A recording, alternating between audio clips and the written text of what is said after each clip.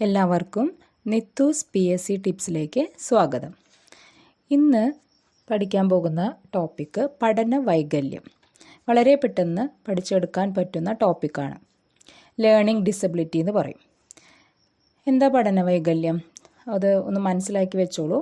പഠനവുമായി ബന്ധപ്പെട്ട ആശയങ്ങൾ ഉൾക്കൊള്ളാനും പ്രാവർത്തികമാക്കുവാനുമുള്ള ബുദ്ധിമുട്ടിനെയാണ് പഠന വൈകല്യം എന്ന് പറയുന്നത്. ഒന്നുകൂടി പറയാം. പഠനവുമായി ബന്ധപ്പെട്ട ആശയങ്ങൾ ഉൾക്കൊള്ളാനും പ്രാവർത്തികമാക്കുവാനുമുള്ള ബുദ്ധിമുട്ടാണ് പഠന വൈകല്യം. പിന്നെ ഇതിന് കാരണങ്ങൾ എന്ന് പറയുന്നത് പാരമ്പര്യം, പരിസ്ഥിതി, ശാരീരിക ബുദ്ധിമുട്ട്, പിന്നെ ഗർഭാവസ്ഥയിൽ സംഭവിക്കുന്ന പ്രശ്നങ്ങൾ, കേന്ദ്രനാഡീ വ്യവസ്ഥയുടെ തകരാറ് എന്നിവയൊക്കെ മൂലം പഠന വൈകല്യം സംഭവിക്കും. കാരണങ്ങൾ എന്തൊക്കെയാണ് പറഞ്ഞത്? ഒന്ന് ശ്രദ്ധിച്ചോളൂ. പാരമ്പര്യം, പരിസ്ഥിതി, ശാരീരിക ബുദ്ധിമുട്ട്, ഗർഭാവസ്ഥയിൽ സംഭവിക്കുന്ന പ്രശ്നങ്ങൾ, കേന്ദ്രനാഡീ വ്യവസ്ഥയുടെ തകരാറ് എന്നിവയ്ക്ക് മൂലം എന്നിവയ്ക്ക് കൊണ്ട് പഠന വൈകല്യം സംഭവിക്കും.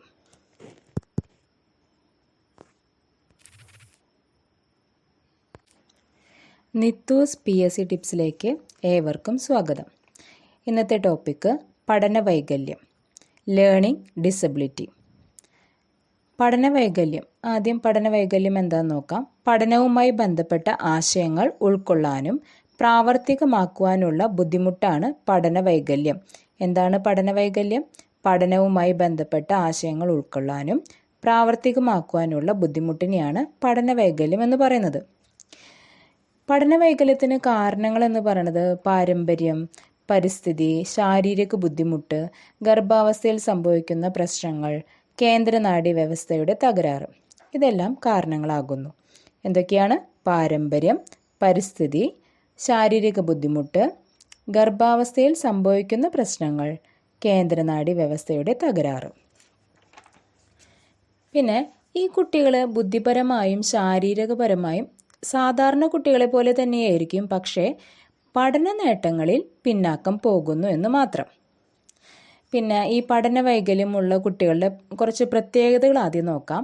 ഇങ്ങനെയുള്ള കുട്ടികൾ അടങ്ങിയിരിക്കില്ല, പിന്നെ ഒരു പ്രവർത്തനത്തിൽ ശ്രദ്ധ കേന്ദ്രീകരിക്കാൻ കഴിയില്ല, പിന്നെ അമിത പ്രതികരണം, അമിതമായ ഉത്കണ്ഠ, ദിശാബോധമൊന്നുമില്ലാതിരിക്കുക, കായികക്ഷമത കുറവായിരിക്കും, ഓർമ്മക്കുറവുണ്ടാകുക, ഭാഷണശേഷി വികസനകാല താമസം. എന്തൊക്കെയാണ് പ്രത്യേകതകൾ? അതൊന്ന് അറിഞ്ഞിരുന്നാൽ മാത്രം മതി.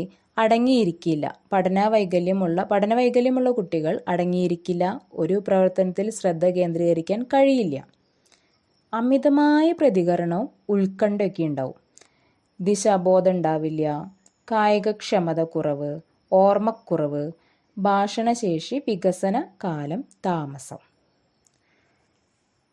ഇനി പ്രധാനപ്പെട്ട പഠന വൈകല്യങ്ങൾ. ഇനിയാണ് ഇമ്പോർട്ടൻ്റ് ആയിട്ടുള്ള കാര്യങ്ങൾ പറയുന്നത്. അത് നമ്മൾ നന്നായി പഠിച്ചെടുക്കണം, കൺഫ്യൂഷൻസ് വരാൻ പാടില്ല. വിവിധ പഠന വൈകല്യങ്ങൾ നമുക്ക് 8 എണ്ണം പഠിക്കാനുണ്ട്. ഒന്നാമത്തെ ഡിസ്ലെക്സിയ, രണ്ടാമത്തെ ഡിസ്ഗ്രാഫിയ, മൂന്നാമത്തെ ഡിസ്കാൽക്കുലിയ, നാലാമത്തെ ഡിസ്പ്രാക്സിയ, അഞ്ചാമത്തെ ഡിസ്നോമിയ, ആറാമത്തെ ഡിസാർത്രിയ, ഏഴാമത്തെ അഫാസിയ, എട്ടാമത്തെ ADHD, attention deficit hyper activity disorder. ADHD, attention deficit hyper activity disorder. ഇനി ഇത് പെട്ടെന്ന് നമുക്ക് പഠിച്ചെടുക്കാം. ആദ്യം പറഞ്ഞത് ഡിസ്ലെക്സിയ എന്ന പഠന വൈകല്യമാണ്. വായന വൈകല്യം. ഡിസ്ലെക്സിയ എന്ന് വെച്ച് കഴിഞ്ഞാൽ എന്താണ്? കുട്ടികൾക്ക് വരുന്ന വായന വൈകല്യമാണ് ഡിസ്ലെക്സിയ. അടുത്തത് ഡിസ്ഗ്രാഫിയ, എഴുതുവാനുള്ള വൈകല്യം. ചില കുട്ടികൾക്ക് എഴുതുവാൻ വൈകല്യമുള്ള പല വൈകല്യങ്ങളും ഉണ്ടാവും. എഴുതുന്നതിൽ തന്നെ പല വൈകല്യങ്ങളും ഉണ്ടാവും. അപ്പോൾ അതാണ് ഡിസ്ഗ്രാഫിയ എന്ന് പറയുന്നത്. ഡിസ്കാൽക്കുലിയ, കാൽക്കുലേഷൻ എന്ന് പറയുമ്പോൾ ആദ്യമേ തന്നെ നമുക്ക് മാത്സ് ആണ് മനസ്സിൽ വരിക, അല്ലേ? അപ്പോൾ ഗണിതക്രിയകൾ ചെയ്യാനുള്ള ബുദ്ധിമുട്ടാണ്. കുട്ടികൾക്ക് ഗണിതക്രിയകൾ ചെയ്യുന്നതിലുള്ള ബുദ്ധിമുട്ടാണ് ഡിസ്കാൽക്കുലിയ. അടുത്തത് ഡിസ്പ്രാക്സിയ. എന്താണത്? പേശി പ്രവർത്തനത്തിലെ പ്രശ്നങ്ങൾ, അതുപോലെ ശാരീരിക ചലന വൈകല്യം ഉള്ള ഒരു അവസ്ഥ. അതാണ് ഡിസ്പ്രാക്സിയ. ഒന്നുകൂടി പറയാം. പേശി പ്രവർത്തനത്തിൽ പ്രശ്നങ്ങൾ ഉണ്ടാവുക, അതുപോലെ ശാരീരിക ചലന വൈകല്യം ഉണ്ടാകുക, ഇതെല്ലാം ഡിസ്പ്രാക്സിയയിൽ ഉൾക്കൊള്ളുന്നു. ഡിസ്നോമിയ, നോമിയ എന്ന് പറയുമ്പോൾ നെയിം ഒന്ന് ഓർത്ത് വെച്ചാൽ മതി. അതായത് പേരുകൾ ഉപയോഗിക്കുന്നതിനുള്ള വൈകല്യം. ഡിസ്നോമിയ, നോം എന്ന് പറയുമ്പോൾ നോമിയ എന്നൊക്കെ പറയുമ്പോൾ നെയിം എന്നുള്ള ഒരു അതിൽ ഓർത്ത് വെച്ചാൽ മതി. പേരുകൾ ഉപയോഗിക്കുന്നതിനുള്ള വൈകല്യം, അതാണ് എന്ത്? ഡിസ്നോമിയ. ഇനി ഡിസാർത്രിയ, അത് സ്പീച്ച് ഡിസോർഡർ ആണ് കേട്ടോ. Dysarthria, speech disorder. ഭാഷണ വൈകല്യം എന്ന് പറയും. ഭാഷണ വൈകല്യം നമ്മളിങ്ങനെ കൊഞ്ഞ, അസ്പഷ്ടത, വിക്ക് അങ്ങനെയൊക്കെ കേട്ടിട്ടില്ലേ? അതിലൊക്കെ പെടുന്നതാണ് എന്ത്? ഡിസാർത്രിയ എന്ന് പറയണത്. സ്പീച്ച് ഡിസോർഡർ, ഭാഷണ വൈകല്യം. നെക്സ്റ്റ് അഫാസിയ, കോംപ്രിഹെൻഷൻ ഡിസോർഡർ ആണത്. നേരത്തെ പറഞ്ഞത് സ്പീച്ച് ഡിസോർഡർ, അത് ഡിസാർത്രിയ. ഇപ്പോൾ പറഞ്ഞത് കോംപ്രിഹെൻഷൻ ഡിസോർഡർ, അഫാസിയ എന്ന് പറയും ആ വൈകല്യത്തിന്. അതായത് ഭാഷണ ഗ്രഹണ വൈകല്യം. കോംപ്രിഹെൻഷൻ ഡിസോർഡർ എന്താണ്? ഭാഷണ ഗ്രഹണ വൈകല്യം, അഫാസിയ. ലാസ്റ്റ് വണ്ണാണ് എന്ത്? ADHD, attention. ഫുൾ ഫോം ആണത്. A attention, D deficit, H hyper activity, D disorder. Attention deficit hyper activity disorder. ഒന്നുമില്ല, ശ്രദ്ധാ വൈകല്യം. കുട്ടികളിൽ വരുന്ന ശ്രദ്ധാ വൈകല്യം, അതാണ് ADHD. അപ്പോൾ ഒന്നുകൂടി പറയാം. ഡിസ്ലെക്സിയ വായന വൈകല്യം, ഡിസ്ഗ്രാഫിയ എഴുതുവാനുള്ള വൈകല്യം, ഡിസ്കാൽക്കുലിയ ഗണിതക്രിയകൾ ചെയ്യുന്നതിലുള്ള ബുദ്ധിമുട്ട്, ഡിസ്പ്രാക്സിയ പേശി പ്രവർത്തനത്തിലെ പ്രശ്നങ്ങൾ അല്ലെങ്കിൽ ശാരീരിക ചലന വൈകല്യങ്ങൾ, ഡിസ്നോമിയ നോമിയ നെയിം പേരുകൾ ഉപയോഗിക്കുന്നതിനുള്ള വൈകല്യം, ഡിസാർത്രിയ സ്പീച്ച് ഡിസോർഡർ ഭാഷണ വൈകല്യം എന്ന് പറഞ്ഞില്ലേ.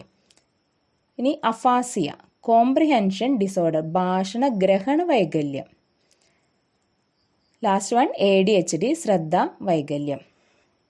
ഇനി പെട്ടെന്ന് തന്നെ കുറച്ച് ക്വസ്റ്റ്യൻസ് ഞാൻ ചോദിക്കാം, അപ്പോൾ നിങ്ങളത് ഓർത്ത് പറയാം. പേരുകൾ ഉപയോഗിക്കുന്നതിനുള്ള വൈകല്യം, അതെന്ത് വൈകല്യമാണ്? ആൻസർ കിട്ടിയോ? ഡിസ്നോമിയ. അടുത്തത് ഗണിതക്രിയകൾ ചെയ്യാനുള്ള ബുദ്ധിമുട്ട്, അതേത് വൈകല്യമാണ്?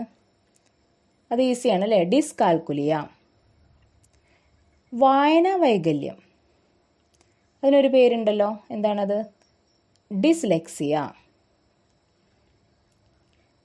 അതുപോലെ തന്നെ പേശി പ്രവർത്തനത്തിലെ പ്രശ്നങ്ങൾ അല്ലെങ്കിൽ ശാരീരിക ചലന വൈകല്യം, എന്താണ് അതിൻ്റെ പേര്? ഡിസ്പ്രാക്സിയ.